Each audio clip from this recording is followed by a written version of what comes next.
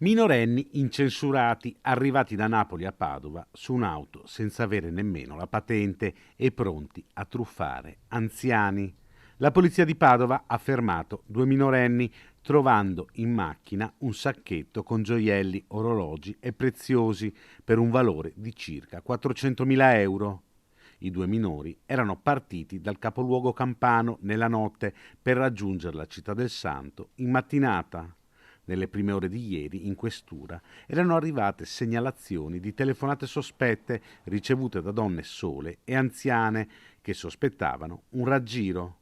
Una pattuglia ha quindi intercettato l'utilitaria bianca con a bordo i due diciassettenni che giravano in città senza un'apparente meta. Dopo un'ora di pedinamento, l'auto è stata fermata e controllata, trovando a bordo un sacchetto di stoffa contenente molti preziosi.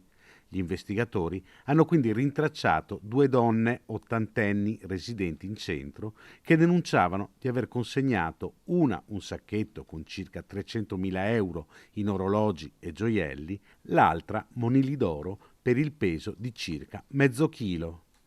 I beni sono stati riconsegnati alle due signore, mentre i minorenni sono stati denunciati e affidati alle famiglie in attesa di ulteriori indagini per risalire ai complici e del processo che li vedrà accusati di truffa.